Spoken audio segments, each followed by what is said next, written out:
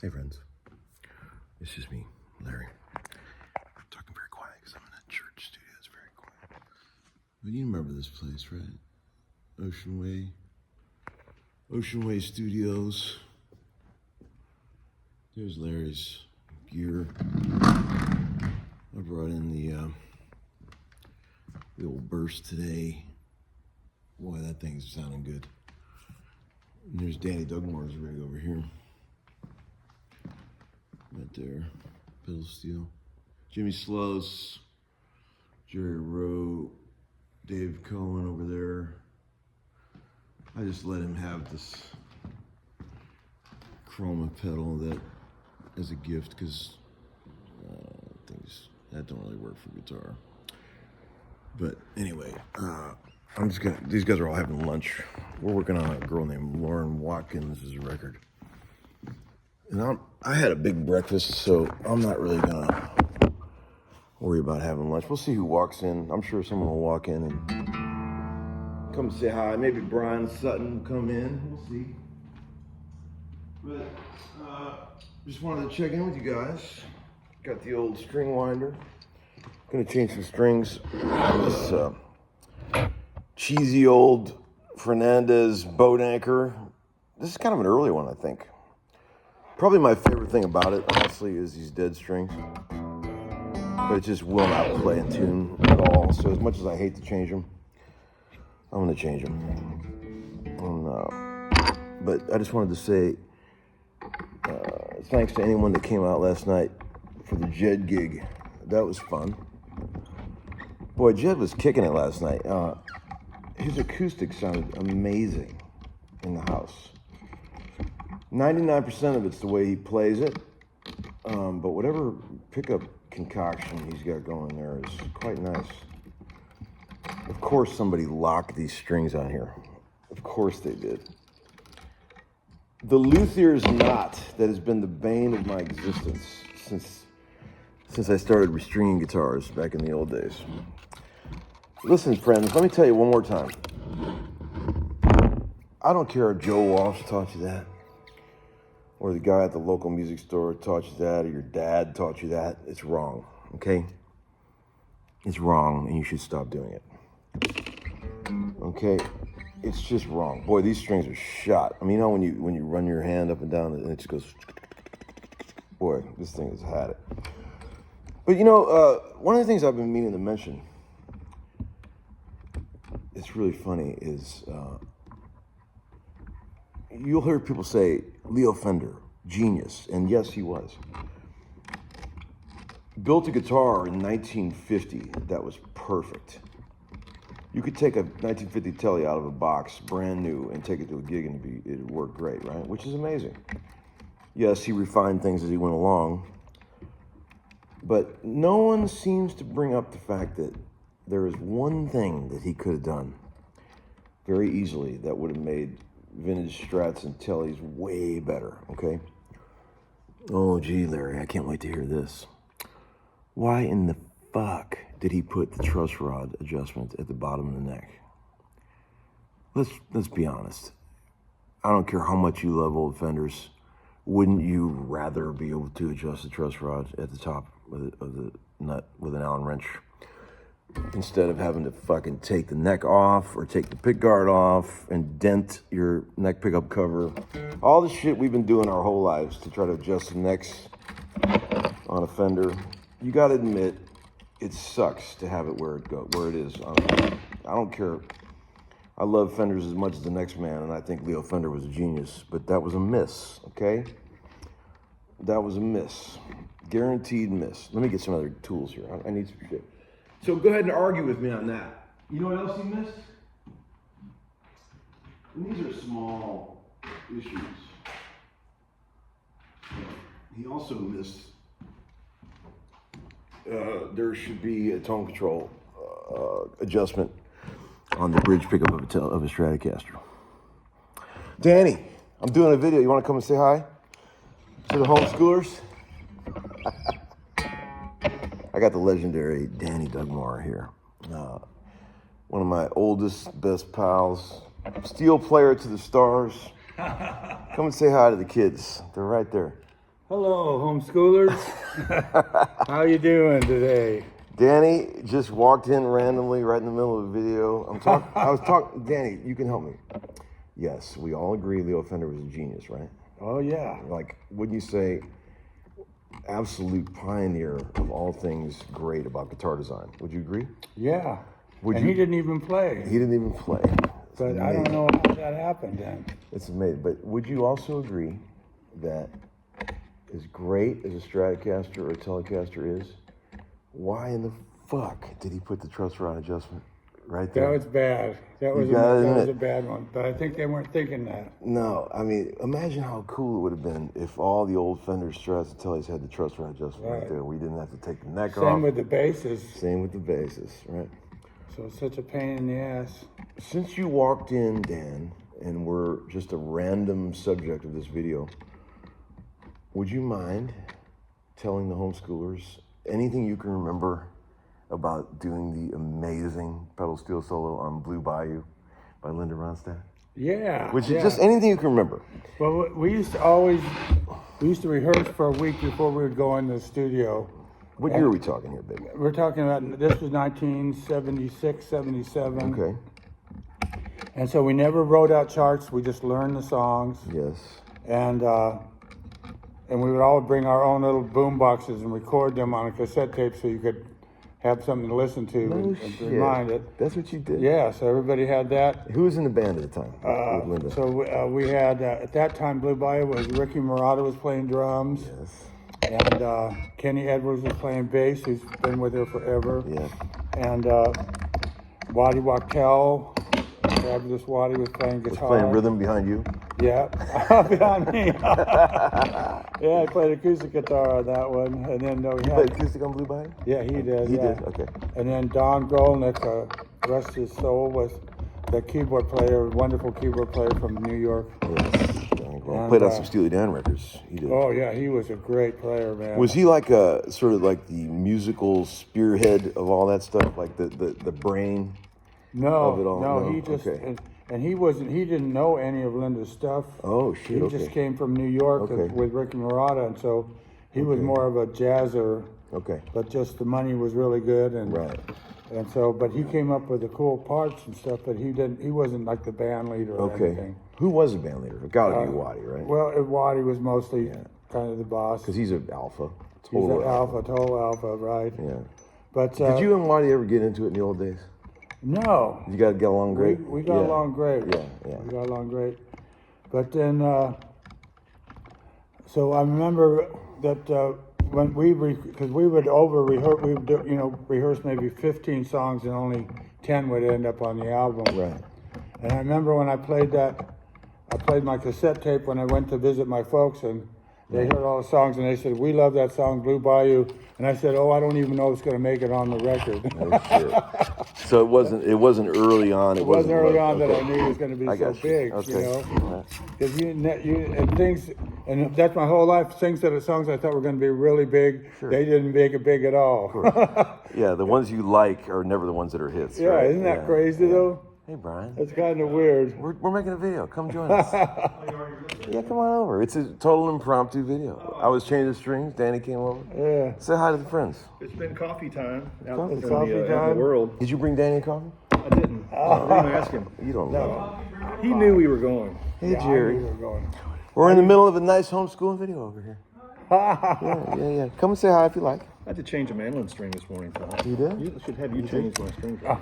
We were right. I know, Bryan. I want to hear that story. Do you but really? right in the middle, we were right in the middle of Danny telling us anything you can remember about playing on Blue Bayou. Oh yeah. So go ahead. Go So on. anyway, I've been a big fan of Jerry. Rusty Young's, and that's why I tried to emulate his playing, because they played on Kind Woman, where he did these like kind of really cool riffs running up the neck, kind of arpeggiated riffs, but not just out of the same Anybody chord structure. who hasn't heard the steel guitar playing on Kind Woman by Buffalo, Danny turned me on to that years ago. He said that was the reason that he started playing steel guitar. If you haven't heard the steel guitar on Kind Woman, Yeah, you need to hear that. you need to hear that. And amazingly to me, any Knuckleheads. steel players out there, that was actually done on a C6 neck, which No shit. I had no idea at all. The way he played it, he didn't play any C6 chords. Unbelievable. But his steel, we flew in to do the record, and his steel got broken. Holy So shit. he couldn't use the steel. So Steven Stills had a pedal steel, and they called him up, and they brought this pedal steel over. No But shit. he had the pedals tuned in the Jimmy Day tuning, where the pedals are switched on Right. the foot pedals. Right. So Rusty couldn't play it. So he just went to the C6 neck and played that amazing steel guitar part on Kind Woman on C6 neck. On not even his axe. Yeah, not even his guitar. Unbelievable, man. Like fabulous. Unbelievable. And that inspired you to want to play steel Yeah, guitar? I heard that. I mean, I'd heard steel on some other records, but that was the one where I went, okay, I want to learn this instrument. And how old were you when you heard that? Oh, God, I had to have been like 17. Jesus. So you couldn't afford a steel guitar at that point? No, at that time, and I didn't know where to get one. And they were probably really expensive. Oh, yeah. What was the steel guitar back in those days? I mean, I bought in 1970, mine I bought was $700, but you have to realize that my car was $3,000. Right, And the house was $50,000. Right, exactly. So $700 is more like $2,000-$3,000. Probably more than that, actually. Yeah, more than that. And what was your first axe? It was I bought it from Sneaky Pete Kleino of the Flying Burrito Brothers. Yeah. Because I went around to stores, and the stores, nobody had one, but they said they could order one, but it was going to take 6 months to a year. And I said, no, I want one like now. Wow, yes. And so I went to see the Flying Burrito Brothers play at the Ash Grove, and they were actually playing sets like a bar band of all things. Sneaky Pete was a And he was so I introduced myself to him on a break, and I asked him if he knew anybody who has a steel for sale, and he said he had 2 for sale. Another shit. So he gave me his phone number, and I Was went he over. a few bit older than you? How old was he? Yeah, he was maybe 10 years older than Okay. me. You looked up to him. Yeah, because he just made the sounds like nobody made the steel man. sound. No shit. Like it was so cool, and plus Graham Parsons and all that was beginning of country rock. Yes. Because before country was not cool to me, it was all old guys. Right. But they were, even though they were only 25, 30, they seemed like old guys to Totally. me. Absolutely. And but now it's young guys doing country music, and so I went over to his house, and he had a Fender double neck and an MSA single neck with 3 pickups in it. Weird. And I said that I'll just start with a one neck. Right. So I had to get the money together. So I went home and sold my Marshall amplifier for $700. Probably an old Plex. It was a 100-watt Marshall Right. with the 2 cabs. No And, shit. You had 2 cabs, the whole stack? Yep. And then, Oh man, dude, you regret that? yeah, I don't regret that now, do I? Ever, man. But that was so loud. Oh Lord. But anyway, and so then I called him up and I said I have the money together, and he lived far away from me. He said, we're playing at the Whiskey Go-Go tonight. Why don't you come down there? I'll bring the steel down there. Damn, dude. So I got to see him and the Flying Burrito Brothers playing at the Whiskey Go-Go. Dream. And it was like amazing, because he was the only soloist in the band, so every solo was Sneaky Pete, and he was using delays and chorusy effects and fuzz tones that nobody was using, Right. Sure. and it was just amazing. Damn, dude. All right, so back to Blue Bayou. Blue Bayou. Okay, back to that. And then what? So then I had that solo that was like a worked out solo, not just like a jam solo. Okay. I physically constructed that solo, and I knew that's what I wanted to play. Right. And so when we got the take, I think I might have even made a mistake, and we hardly did any fixes. Okay. But I think Val remembers too that I had to punch in on my solo, but we did it, and they made it so you couldn't tell, And Val produced it? No, Peter Asher produced Asher the record, and produced it, Val right. engineered it. Val engineer. Okay, Val Garay, Right. the legendary that we worked with not too long ago. Right, for the Richard Furay record. Yeah. So anyway, and then that became such a big hit for her, and it sold 1 million 45s, which is really unusual back in the day. People just would buy the album, but it was so popular. So what happened to the actual steel you used on that record? I have it, and it's in the Country Music Hall of Fame right now. shit. Yeah. Damn, dude. There's a whole display at an exhibit called Western Edge, honoring Southern California country rock of the 70s. and they asked me if they could put it in there for 3 years. So it's in there Holy shit. next to the Eagles. You want it back? Are you missing it? No, I'm really proud that it's in there because bet I always so. told I my would wife, bet I so. said, I hope someday this is in the Country Music Hall of Fame. Yeah, and it You was. guys listen to it yet for this episode? No, play it. Please play it. We That'd get be sued? great. Yeah, please. Yeah.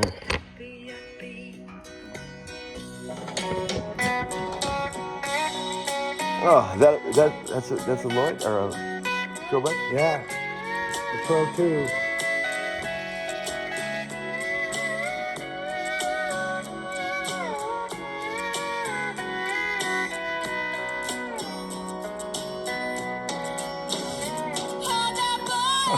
That's so funny. It's a warm tone, man. Yeah. Really warm tone. How did you know to go for those, like that kind of Hawaiian-y sort of vibe, tropical kind of the sixth chords and all that kind of stuff? I was just saying, I was just trying to emulate these kind of runs that Rusty Young played on yeah. Kind Woman, and it just, So- that's just what came out with but I actually constructed that, and then whenever we played it live, I played that exact same solo. Yeah, and you Didn't knew sound that- right to do anything else. Right, and you knew That's weird. they already liked it. The whole Yeah. band she liked it. See, Right? and so, and I think people in those days wanted to hear the record, like heard it really being played live, Right. And So was she cool to work with, Linda? she was so sweet, and she was like one of the, just one of the guys. She would Right. come back and play poker with us in the bus, Right. and win all our money. Yes. and she, She was quite the looker. she was Lord. so beautiful. My God. Okay, so how long did you play with her? I joined her right after she cut Heart Like a Whale album, so I joined her in October '74. Okay. And then up until she stopped doing pop, she went more into pop, not country rock. Right. And so that was in about the mid-'80s. And then you went on to do a couple other shit gigs like James Taylor and Warren Zevon, right? Right, yeah. You got to work up through the ladder. Yeah, you gotta Pay start your with dues. the crap. But Peter gigs, Asher, her manager and producer, was James Taylor's manager and producer. So when James was cutting his greatest hits album, they wanted to put In My Mind I'm Going to Carolina that he cut on his very first album for Apple label. Right. They wanted to put it on the Warner Brothers greatest love that hits, song. and they would not let him have the Okay. tracks. And so Peter said, "Well, it's your song. Let's just go back in and recut it, the way you do it now." Yeah. So they hired me and Byron Berline to play on it. And that's the version most people are familiar with because Right. nobody has that English Right. Apple And one. Peter Asher is like ordained, right? By Yeah. by rock guys of that era. You guys looked up to him like Oh, he was yeah, like he was he was And he was very the well Peter of respected. Peter and Gordon that had Right. some really big hits.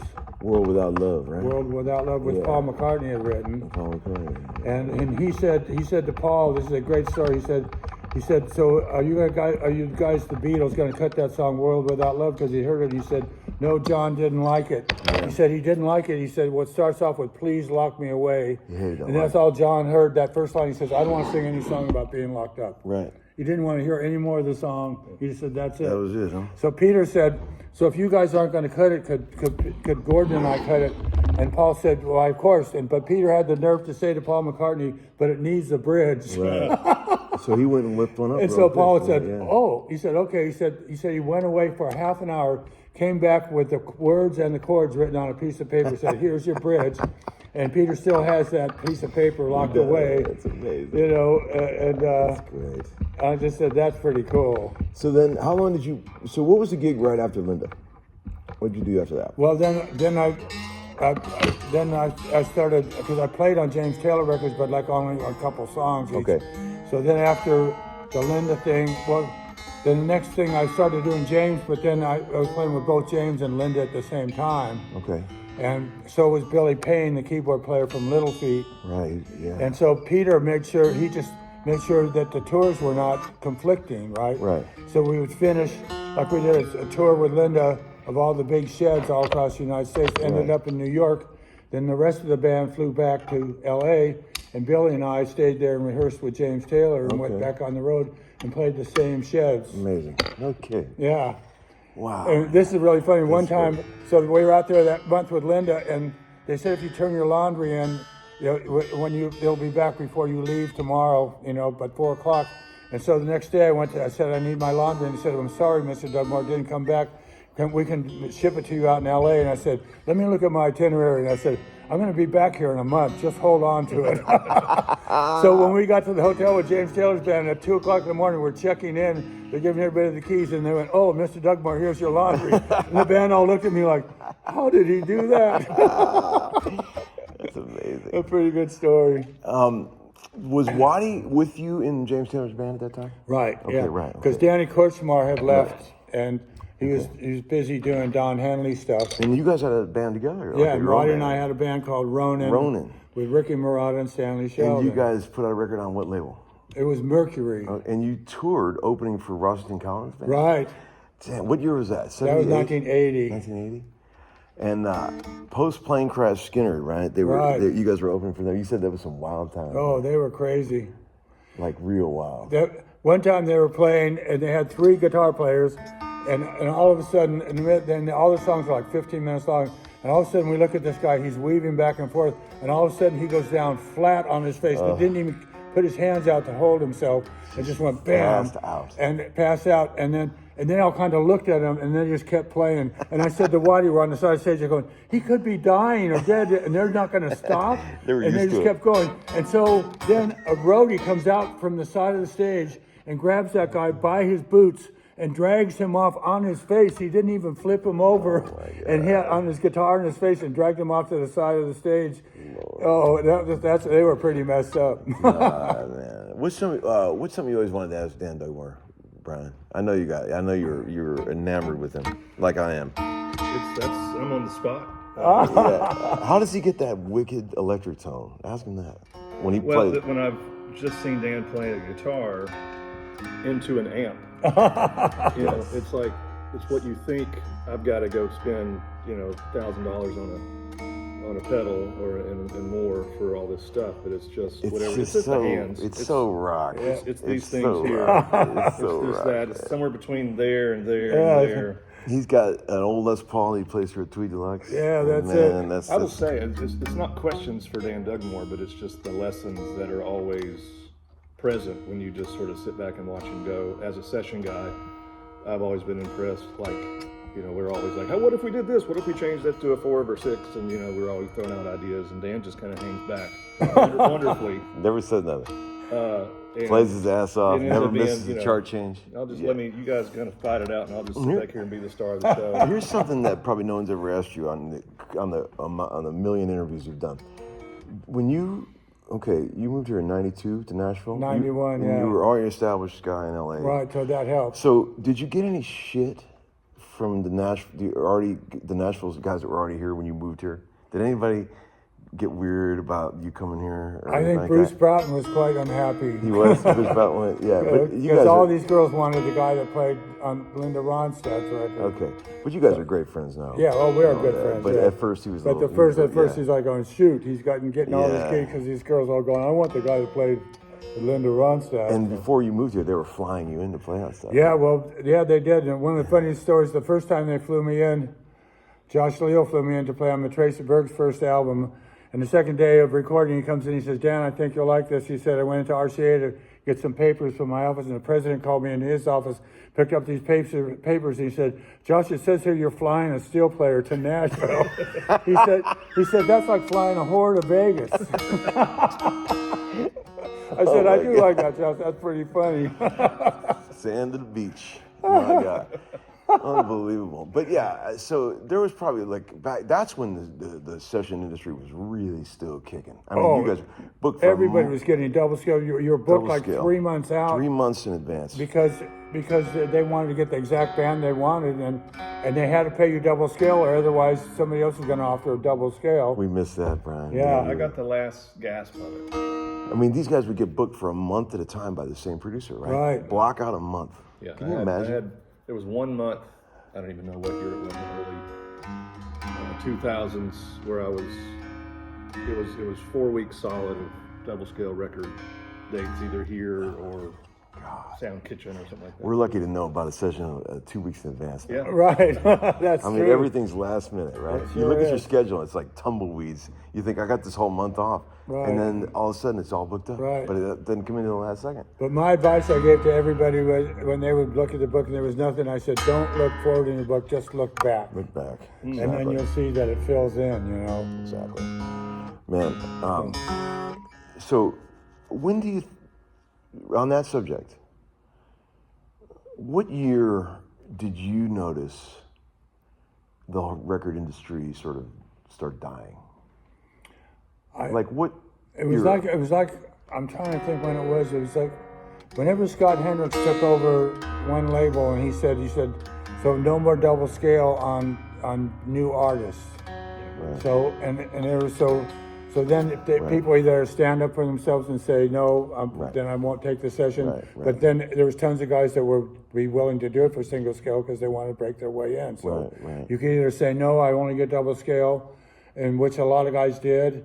And then pretty soon it's just started. Right.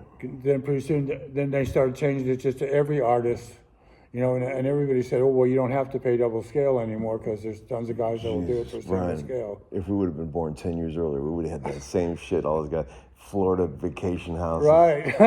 you know, yachts, all that shit those guys had, like Brent Mason and all those guys. So when you first came here in '91, who was playing electric on everything? Brent Rowan Rowan. and Brent Mason. Brent Mason. Was a lot, and nobody, because I played electric, but I'd say, hey, I can play electric, and they said, nope. Everybody was categorized. You couldn't like be a guy that was multi-instrumentalist guy. You had to just be that one spot. Because Danny plays acoustic beautifully, electric, lap steel, banjo, mandolin. You play everything. Right. What else you play? There's other instruments you play, right? Yeah, I played keys and stuff, but I could never play fiddle. I could never listen to myself out of tune that long. And Danny and I have always joked for many years that we're both closet wannabe drummers. Right, that's true. That we'll sit and get drunk and watch drum videos when we're out on the road together. We watch like Vinnie Colaiuta videos. Right. I tell you, you know what? If it's knowing what the drums are doing is the most important thing for you guitar players out there. It is. It's like, and my friend's son who plays guitar, he came and visited my studio and he sat down to the drums and he played really great drums. I said, man, that's great. He said, my guitar teacher would give me a half an hour lesson on guitar and then make me sit on the drums and give me a drum lesson. He said, because it's very important you know what the drummer's doing and pay, not just have them as a timekeeper in the back of your mind, to know everything they're playing. Exactly. And it makes a big difference in what you're going to play. No doubt. And that's why I always want to see the drummer now. Right. Physically see them. Exactly. Would you mind concluding this episode with that story, that story you told me when Waddy sat your ass in front of the drummer? Oh, yeah. You're just getting started. We were cutting a Warren Zevon record, and Jeff Picaro was playing drums. And we were sitting in a kind of semicircle where they had big gobos around us, and you were in the gobo area with your amp, and we cut the first track and we went to listen to playback, and Waddy said, we're going to cut this song again, and we walked out there and Waddy said, can you see Jeff from where you're sitting? I said, no. I said, I got the gobos here. He grabbed my chair and he put it on and set it right in front of Jeff Picaro's drums, and he said, now when we cut this track, you watch Jeff. And I'm playing guitar and I'm watching Jeff, and now I can see exactly where it's down, where everything's coming, and how laid back it is, and the fill where it comes out of the fill. And all of a sudden, I just locked in with him so much better, and that was the track. And that just opened up a whole thing in my mind, you know. Yes. That was a good thing. And Jeff was one of the best drummers in the world ever, man. He was so good. Danny gave me one of the best pieces of advice I ever had years ago. Danny's given me a lot of great advice, and I owe him a lot. He was one of a handful of people who've been very supportive of me along my pitiful road to becoming a session man. Thank you for that. One of the best pieces of advice he ever gave me, Bryan, this applies to you too. I said, Danny, I'm having a problem sometimes when I'm playing acoustic. I'm getting a lot of click bleed coming through, the microphone. And he said, keep your mouth closed. That's a good way to end it. That's funny. Love you, buddy. Love you too, man. That was good. This is a special, unexpected treat. Danny Dugmore and Bryan Sutton on my pitiful show. I love you guys. All right. Thanks for watching, friends.